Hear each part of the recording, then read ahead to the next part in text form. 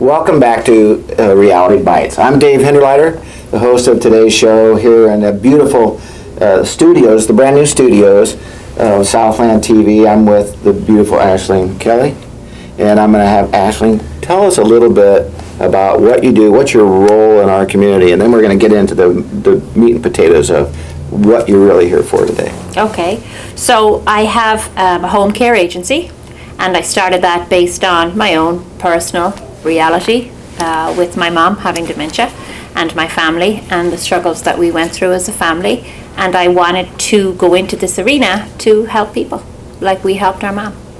So when you say home care, give us the definition of home care, please. So home care is everything that needs to be done every single day, but without the medical piece. So if you were to hire me to come in to take care of your mom or your dad or whoever in home needs care, there's activities of daily living that everybody has to do every day. We have to eat, we have to shower, brush our teeth, wash our bodies, get dressed, prepare a meal. Some people can't do that anymore through old age or through something that maybe is wrong with their body temporarily, hip operation, rotary cuff, something of that nature, and we come in and help. Okay. Now, how did you started this business because your own mother has some challenges, and you said she needs a lot of help. Yes. And then you started providing that help, and then you said, gosh, other people need this type of help as well. Is that kind of how it started? Well, tell us the real story. When mom had dementia, first of all, she didn't have a formal diagnosis of dementia, so we didn't really know what was wrong. We thought old age, a little bit forgetful. And then as you are in denial, things happen more and more, and you realize, well, there is a problem here, now we need to address it. So there was 10 girls in my family. I have 9 sisters. And my parents were of the school that no strangers were coming into the house. They didn't trust anybody. They had built their little fortress, their little castle, and nobody was going to break that down. And I'm assuming through different stages in their lives, they got burned by people, mistrust, whatever. And it was never an option. Home care was never coming in. So as a family, we took care of it collectively. We worked out a very strategic plan, routines, schedules, systems, weekends. Everybody participated. Out of all of us, we all had to take our turn. Me being here in America, not being back in Ireland, what I did was I went home twice and 3 times a year. You're not from here in America? No. I couldn't tell. No. All right. So I used to fly back twice or 3 times a year and help my sisters. They would take the week off, 2 weeks off, and that was my way of helping my mom and my dad. So that's how it started out. And then towards the end, when things got, much harder, we actually had to have additional help come in because we still couldn't do it, and there was 9 of us. So it was a big, big challenge. Not that my mom was difficult, she wasn't, but it takes a village. It takes a village to take care of one person with dementia. So I know in our previous conversations, you're 29 years old when this all started. And your mother, I just want to get my arms around, obviously, I know, 28, 27, something like that. I'm not going to tell you what age I was. You don't have to tell me anything. But what I wanted to get at, because really in our conversations earlier is, we all have parents, hopefully, that are still around us. And how, what kind of an age range would we start to notice some of this stuff is different for everyone, I would guess. So for your own, do you mind telling us what age your mother Mom was about, when we actually noticed that things were wrong, she was 80. 80? But in hindsight, looking back, it probably all started to happen from 75 on. But some of those subtle little things that Mom kind of kept from you. Yes. So I'm not saying we made excuses for her. We just kind of thought, well, she's elderly, she's tired, she's raised a family. We 10 girls, my goodness. Yes. She had some time So we figured off. she was just old age. Yes. Wow. So, and the same thing happened to me, different. I didn't have 9 sisters. But still, as my father got older, and he was living on his own, so I'm assuming your mother was by herself, and you were off living the good life as a young lady.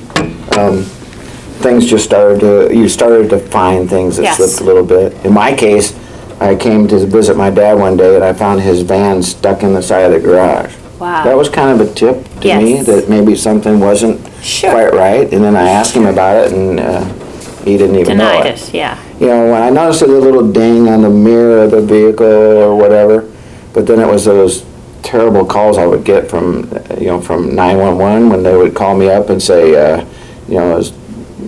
your father's been taken to the hospital. Yes. And I said, oh my And gosh. the And then, and the worst thing for me is they couldn't tell you anything. Right, They can't tell you anything. right. I was lucky because one of my relatives was an EMT, so I got the inside inside scoop, and I information. said, alive or dead, Yes, and I lived with that fear for 10 years. of course. Every phone call Yes, until the last one. yes.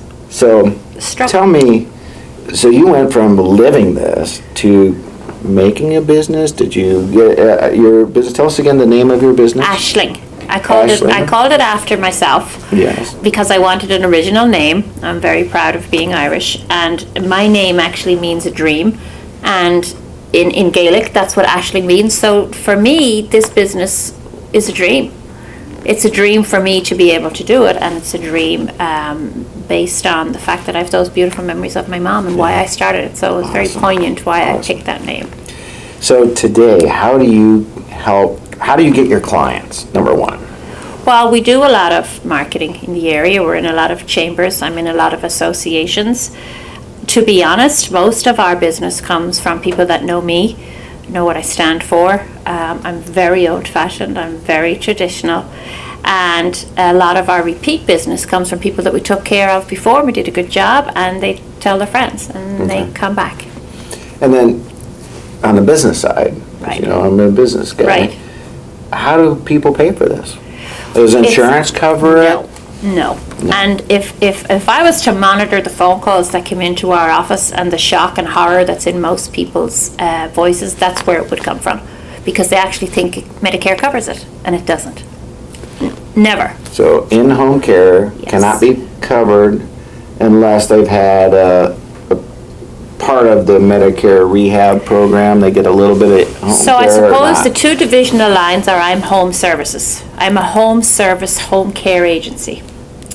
There's home health agencies as well. Okay. So home health is covered by Medicare, but home services aren't. All right, So the back fine line. to what you just said there, well, say your dad was at home and he went out to the mailbox and fell on the ice and hurt his leg, broke his leg or whatever. He would go into hospital. He would probably have surgery, and then from there he would be rehabbed, and from there he's released from rehab, which is also covered by Medicare, I believe, for the first 30 days. Then he goes home. And home health is then prescribed for him at home, where a physical therapist will come in and somebody will come in and help him shower, nurse will check in on him for a certain period of time, and then they're gone. Until the money runs out. You get Till they're you get X number of till days. Medicare, yes, till Right. that's over. And then we work alongside those people and usually stay beyond that if they need extra care, or we come in after that. Mm-hmm. But there are two things that will pay for home care. One is if you were smart enough to take out a long-term care insurance plan, which you very much. some of our seniors were very smart. And then another thing that our audience does not know is that if there's a veteran in the home, or if you are a spouse of a veteran, now there are certain qualifiers. I'm not the expert on that, but we do tell our clients that call in that because they don't know. So potentially, if all the qualifiers are in place, they could get $2,400 a month towards hiring us to help pay for that. That is so important to know. Yes. Because I live the nightmare of the Veterans Administration. And so I'll just say my little piece right now. Since I I've got you understand. with I me. understand. The ominous, the Yes. DD 214, which is the document that says you're honorably discharged from the service of the great of the United States of the service. My father, I had his honorable discharge. I had multiple copies of it. I had it in every form, but it wasn't at the time in 1946 called a DD 214. Okay. So therefore, he got no benefits whatsoever from the Veterans Administration. And when he was capable, I talked to him about Sure. it. Well, he didn't want to, that's one thing about a senior, I think. They never want to get help. They don't want to ask people for Yes, help. yes. They've lived through the big war, Yes. they've lived through depression, they do things on their own. They Right. don't want people to help them. You're And they feel guilty if they do it. Exactly Right? Is that the life you live? 100%. You hit the nail on the head. And Yes. so I struggled in anguish on this DD 214. I got it Yeah. 1 week before he passed away. And it was the same exact document that I had. Oh, boy. And and it's a bureaucracy, okay? Mm-hmm. And in the letter to him, it stated that, when you were discharged, there was no DD 214, so this Right. suffices and blah, blah, blah. Now we had access to all care, Right. which was too It's late. too late. So he got nothing. So I would recommend that to any veteran's family, they work on that from day one. Don't take anything for granted, but get out there, get that, go to the Veterans Administration. I had one person in his hometown that was helpful, and she actually got it to the Veterans Administration. But I had so many I think one of the miscues. things that I struggle with, and you're saying that from a family's point of view, why do these families not know where they can get this information? Well, again, I never went to a veterans meeting because I was never a veteran, Right, okay? right, I never served. right. I went on his behalf Yes. at the nursing home facility Sure. once I found out about Yes. it, and then I started asking The questions. right questions, right. And so, thank goodness they were offering some resources. Yes, But then the litany and the process, and I was fortunate enough to be in an area, there was a facility, and I went, and I filled out the paperwork, and then I went back, and they're telling me everything's good. Yes. Then I don't want to get off track here, Right. but everything is good, and I Sure. went back the next day with it all filled out, the lady was gone. yeah, And the person said, well, you've got the wrong information. right. And see, So I had here's to the start other all thing. over. You were fortunate enough that you were able to do that, so you must have known where all your father's documents were. I had them all. Most families don't even know where anything is because that conversation never comes Right. up with the parent. And to that, there are people who do a fine job applying for veterans benefits. It's their job and they do it every day and they can turn it around way Yep. quicker so that your dad wouldn't be failed by the very system that he served. Yep. It's not right. Medications. It's not right. Care. So, that's just one side of it, and that's not where I wanted to go today, but that is part of it, Sure. and that is what every Sure. one of your Sure. potential clients are going to run into. Yes. Just given their age. Yes. And, we have to do a better job about that. I And- 100% and, agree. So I know that we have a lot of people that are very supportive of our military and the sacrifices that people have given, and we're going to be talking to one such person Yes. coming up here in the very near future with Senator Bill Cunningham. But what could you tell people that they could do now to prepare for the inevitable? Because we all, with the grace of God, get Yes. older, right? Yes. What can we do? And the reality is, you talk about reality, we all have to die. There's nobody gets out of that. That's where we got the name Reality Bites. Yes, because That's not fun to think about. there's only one way to come into this world and there's only one way to go out of it. And life happens in between. It's called the circle of life. Yeah. Why are people so afraid to talk about this subject? You have to prepare to die. Yeah. And in doing that, whether it's the financial documents or whether it's the veteran assistant documents or home care, I don't have a crystal ball. I don't know what sort of care I'm going to need, but you bet your bottom dollar I'm making sure I'm putting it in place now so that my children don't have a mess to deal with. And I think to the older generation, my own parents included, they didn't like to talk about, end of life or what if. Sure. They always wanted to deal with the facts. They never wanted to deal with things that may or may not happen in the future. They provided very well for us and they did plan ahead, thank goodness. But it's very important that families actually have this conversation. If they don't want to have it with their mom and dad, then they need to have it with each other, because ultimately, who's it going to fall Great on? point. It's going to fall on the family. And to that, I obviously came from one of 10. My parents assigned one person, and whatever that person told us to do, it was filtered down to the other 9. That's something that I'm adamant about, because I run into a lot of Irish families that have a lot of kids. We got to have one point of contact. Yeah. There has to be one person in the family that will take control and can give everybody else their direction. Well, that's excellent advice, believe me, and you're speaking from experience.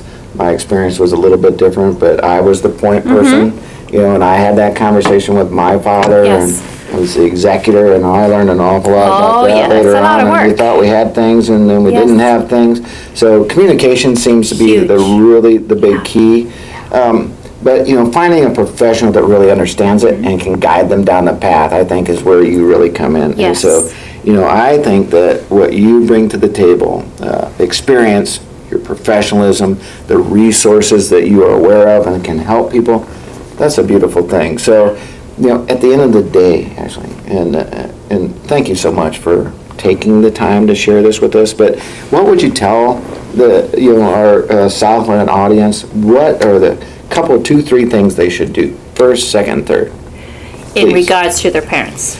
In regards to planning and Okay. communication and for the inevitable circle of life, yes. Sure.